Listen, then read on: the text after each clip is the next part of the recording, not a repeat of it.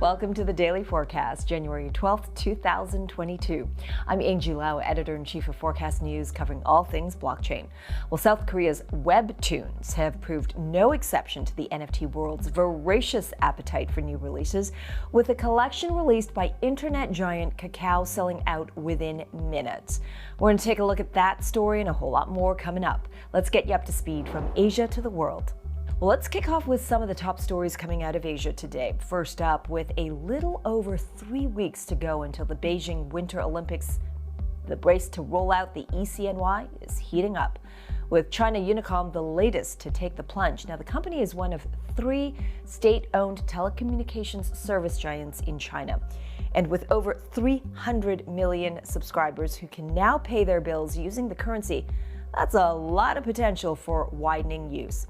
Now, the Olympics is seen as a crucial international test for the digital yuan, and venues for the games are already included among regions where use of the e-CNY pilot app is allowed. Question is, will athletes take to using it when they arrive?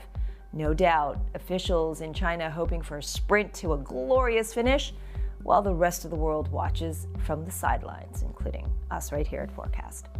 Meanwhile, authorities in India have seized $4.9 million worth of assets in an alleged $162 million altcoin scam. Now, the Enforcement Directorate of India began an investigation after police in the southern state of Kerala received multiple reports from people who jumped in as investors. The scammers allegedly cheated some 900 people out of their cash under the pretext of an initial coin offering, or ICO, for a non-existent cryptocurrency called Morris coin. One can only imagine the hype fake marketers must have used to shill this coin. But it is a reminder to always be on the lookout. If it is too good to be true, it usually is. According to Chainalysis, crypto crimes hit an all-time high in 2021, with illicit addresses receiving $14 billion. You can find those stories and a whole lot more at forecast.news. Now, over in South Korea, Kakao Entertainment's first Webtoon NFT collection has been proven a hit. Okay, first, what's a Webtoon, you ask? Well, Webtoons are a form of digital comic, with the sold-out debut NFT drop based on the hugely popular Webtoon series called Solo Leveling. And Forecast News' Danny Park takes a look at how Korea is exerting another example of soft power when it comes to defining entertainment and culture through a digital lens. Suited for reading on portable smart devices, Webtoons originated in South Korea, with the industry generating a total revenue of about 1 trillion won, or around $840 million in 2020, while Solo Leveling has scored a whopping 14.2 billion views globally. This initial collection featured 2 iconic artworks from that series, with 100 copies featuring the final cut from the Webtoons last episode, sold at 500 clay, while the 200 copies of a second cut were priced at 100 clay coins. Clay is Kakao's own cryptocurrency, with 1 clay coin worth about $1.37. Next up is a collection of 7,777 random generative artworks from the popular webtoon and web novel series The Duchess with an Empty Soul. Set to be released on January 22nd, those NFTs are being jointly produced with Treasures Club. And Kakao Entertainment and GroundX, Kakao's blockchain subsidiary, plan to further monetize their IPs from original movies, drama series, and games by NFT digitization. Meanwhile, leading Webtoon subscription service 2mix recently showcased its 2 NFT blockchain-oriented platform that aims to offer transparent compensation for writers using NFTs. For Forecast News, I'm Danny Park. Well, if LG and Samsung, 2 of the biggest TV manufacturers in the world, have their way, you could soon be buying and viewing NFTs right in your own living room. So, is this where it's all going? What does Duke Liu, Executive Chairman of Sports Network, a cross-chain DeFi-powered NFT marketplace, think of all of that? Well, let's find out. Good to have you back with us, Duke. Great to be back. Happy New Year. All right, if last week's Consumer Electronics Show in Las Vegas was any indication, virtual assets and the way we consume them are going mainstream. So is this the step in the right direction for mass adoption, you think? Actually, that technology is already available on their screens in a certain capacity. What you can do is you can create an app or have an app like the one we have that allows you to show and display your high-end artwork on these sort of beautiful LG, Samsung screens. Second part of that announcement was to be able to surf and trade on that platform. I think there's two questions I'd have to ask about that. The first one is surfing. All of us know that surfing on smart screens is horrific as an exercise, right? I've tried. I'm pretty savvy, and I've tried so many times, and it's like, are my fingers moving? Are my hands moving? Am I waving it? It's pretty insane.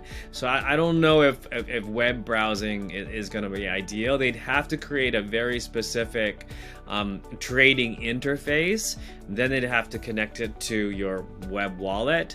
So it's quite a hassle, I think, for a Gen Z, mobile savvy user who can right now buy on their mobile with a couple of swipes of their hand. So don't know. Okay, from TVs to cars, we also saw Korean automaker Hyundai announce plans to build a meta factory where problems could be fixed virtually and a digital platform where customers would be able to test drive cars. Now, what do you think of that? Is that an NFT experience right there? I think that's a meta experience, right? And I think that's exactly where we should be going with that tool set. I mean, if you think about it, it's again, you have to parse out two sides of that announcement. One side is a consumer experience side, being able to test drive your car. Actually, I don't think that's going to be as popular quite yet because you still need the wind in your hair, driving through your own streets, feeling the chair, things like that. But what I think that is valuable is, yes, full simulations of the Hyundai factory, right? And you're actually, basically solving manufacturing operations problems in virtual reality and testing them in virtual reality rather than having to build and reconfigure, on the spot, the physical factory. So I think the second use case is probably already in some iteration in Web 2, and I think that with a metaverse type experience will be powered.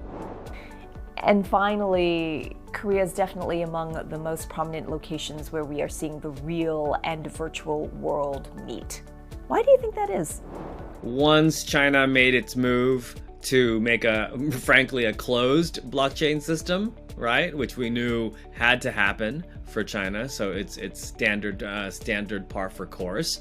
Then the rest of Asia looks around and says, who's going to be leading the charge? Right? So you've got really only Japan and Korea who are technologically and culturally, I mean by soft power, right, entertainment, of any real value, frankly.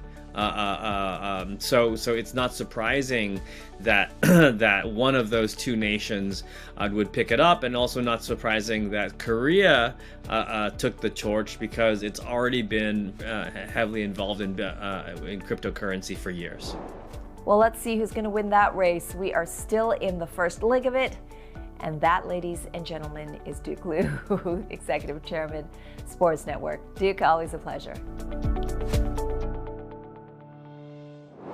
And that's the Daily Forecast from our vantage point right here in Asia. For more, visit forecast.news. I'm Editor-in-Chief Angie Lau. Until the next time.